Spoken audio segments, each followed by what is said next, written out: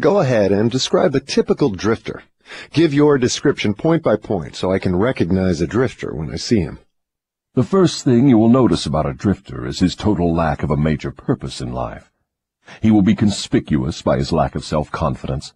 He will never accomplish anything requiring thought and effort. He spends all he earns and more, too, if he can get credit. He will be sick or ailing from some real or imaginary cause, and calling to high heaven if he suffers the least physical pain. He will have little or no imagination. He will lack enthusiasm and initiative to begin anything he is not forced to undertake, and he will plainly express his weakness by taking the line of least resistance whenever he can do so. He will be ill-tempered and lacking in control over his emotions. His personality will be without magnetism, and it will not attract other people. He will have opinions on everything but accurate knowledge of nothing. Power, I have a chapter about think like a king to be treated like a king, and I talk about Christopher Columbus as sort of the icon of that. He's somebody who came from a very mediocre background, and he simply believed, however, that he was royalty, that he was born destined to create something great. And it became a self-fulfilling prophecy, which is the truth with a lot of very powerful people. And the 50th Law, a book about fearlessness, is very much about how your attitude carries over into you create your own fate through your attitude. And mastery certainly has that element to it. The one thing about the book is I'm trying to tell you that there are no shortcuts. There's no drug you can take. There's no little formula. You have to put in the hours. You have to develop yourself. You have to develop discipline and work habits, the kinds of things that you cultivate in your 20s, and they become the kind of habits that a foundation for future power. So you can't get by just on a positive attitude, but it's extremely important.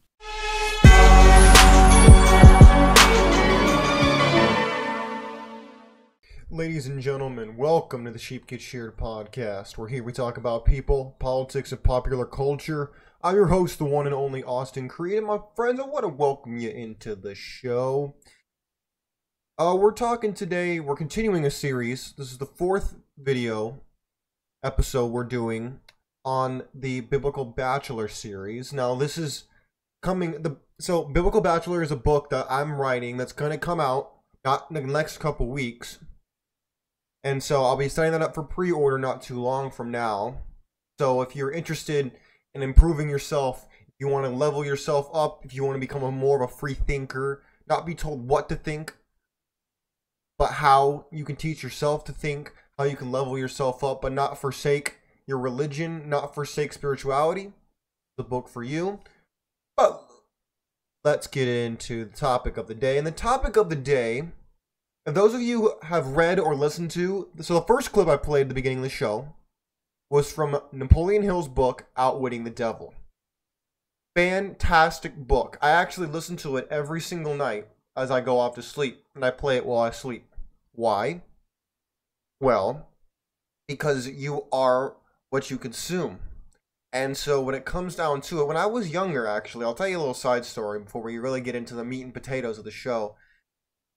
When I was younger, I would listen to these stories on either the radio or on a CD player, and I remember them to this day, almost verbatim, word for word, because I would listen to them over and over again when I was a kid.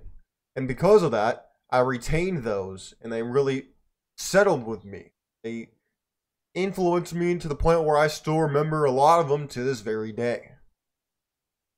And so, if I remember them when I was a kid, why would I not start reading and researching or listening to said research or said great reading so that I can retain that knowledge in my 30s, my 40s?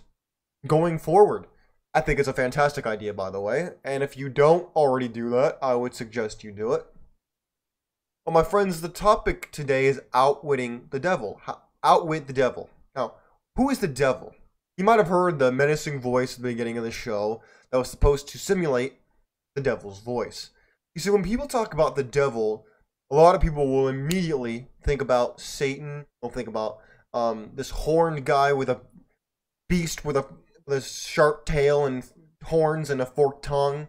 But that's not the case. In fact, it's the farthest thing from the case. The devil is the negative portion of the atom, which is discussed in Napoleon Hill's book. The reason I bring it up is because I discuss this in Biblical Bachelor quite a bit, of developing your own personal philosophy. You need to develop who it is you want to become. You need to figure out, hey, do I agree with X? Okay. Do I? Okay, maybe I agree with part of it. Maybe I don't agree with the other part. But I thought about it, and I decided what I wanted to keep and what I wanted to get rid of. That is thinking for yourself. It's not accepting something at face value or rejecting it. It is filtering it through the master supercomputer called your brain, and using it to form who it is you want to be, so that you're not passive in the formation of your own persona. Now, when it comes to building upon this foundation, you must not be passive, because there are non-stop drip campaigns all around you constantly, whether it's TV, whether it's movies, whether it's the media, whether it's on social media. It is everywhere you'll ever look.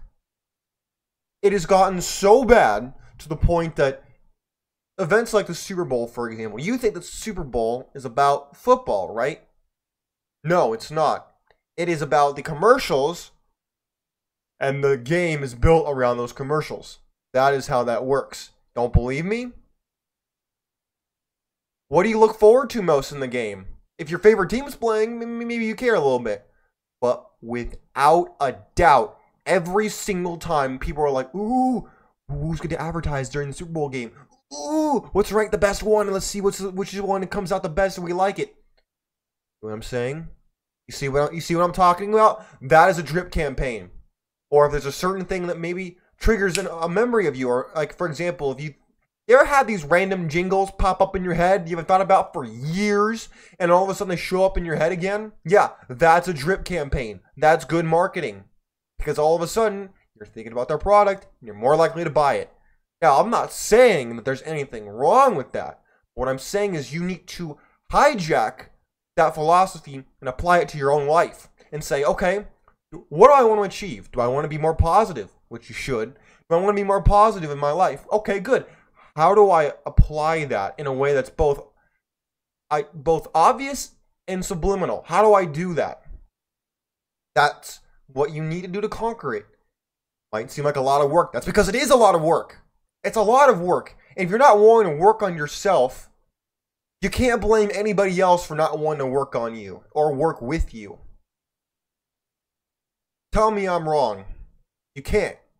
Because I'm not. Now, I want to share with you a story. Those of you who have never heard of Earl Nightingale, fantastic broadcaster. He's from back in the day. I love listening to this man. He actually agreed with a lot of things Napoleon Hill said as well. He's kind of part of that whole cabal of free thinking, thought-provoking, wanting you to build yourself up and not be a passenger in the vehicle that is your life. Not be a passenger in the vessel of your life. And this is a story that I'm going to use from his website that I've heard him use on his show before. I don't want to take credit for something I didn't develop, but I want to share it with you nonetheless. Here it is. Called The Devil's Wedge. It goes in with this idea of the devil being the negative portion of the atom. Let's dive into it, shall we? Here it is. It says, are you familiar with the old fable about the devil's sail? It's interesting, and like most old fables, it has a moral that is worth thinking about. The story goes that Satan was having a sale of his wares. There on display and offered for sale were the rapier of jealousy, the dagger of fear, and the strangling noose of hatred, each with its own high price. But standing alone on a purple pedestal, gleamed in the light, was a worn and battered wedge. This was the devil's most prized possession.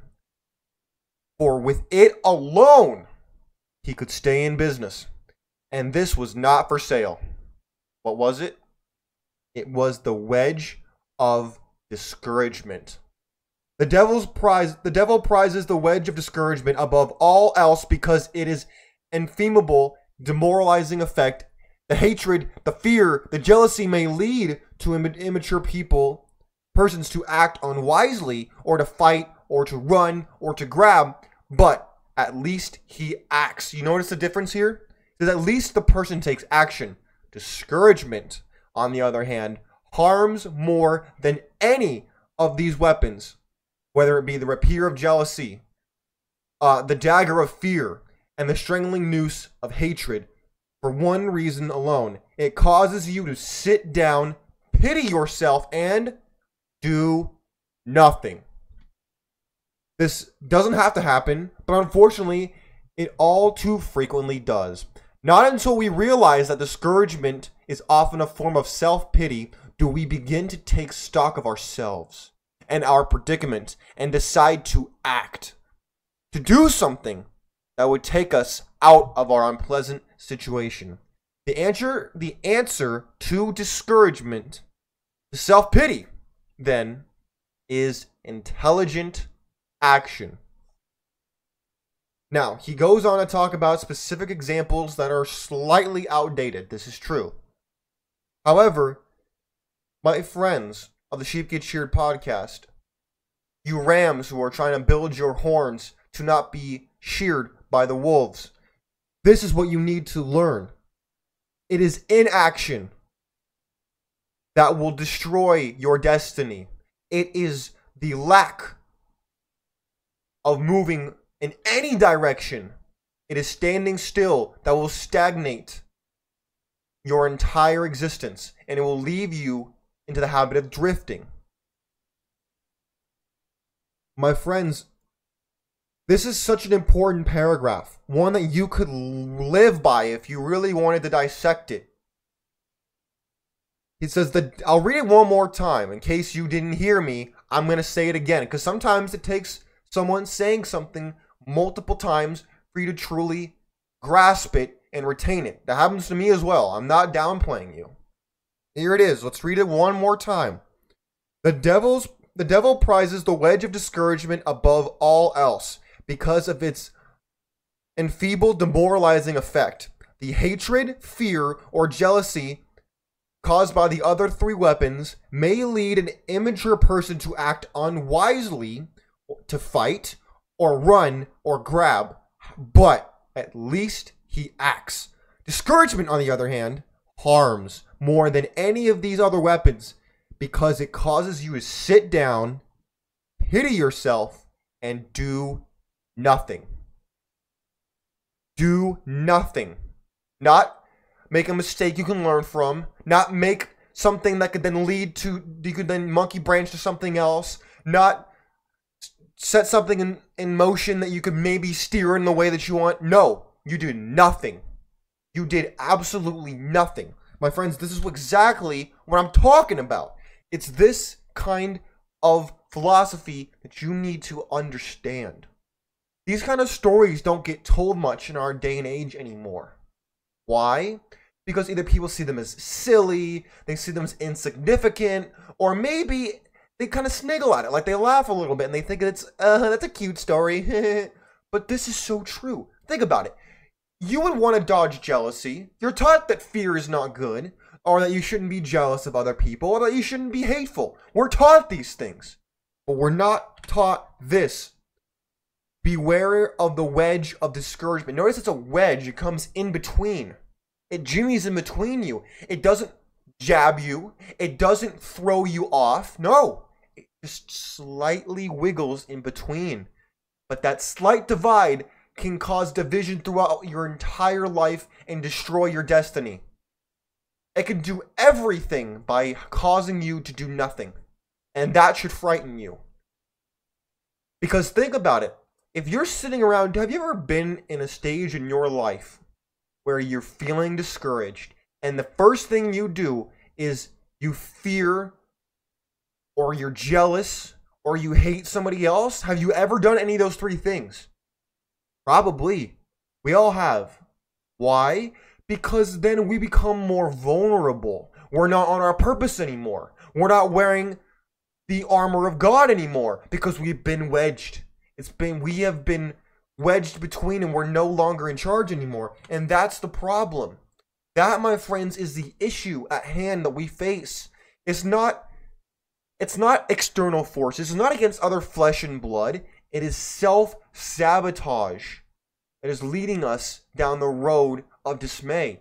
And this is what I want you to understand. And this is why I reiterate this over and over again in my book, in my manual for the spiritually seeking young man that's coming out on Amazon in the next couple weeks. This is why I reiterate this, because every person, whether you be man, woman, child, dinosaur, I don't care who you are listening to the show today, you are your own best ally and own worst enemy. Do not think that is someone else's fault you are where you're at. Sure, they might have contributed. Oh, yeah. But do not ever fall in the trap of saying it is someone else's fault so that you can avoid accountability.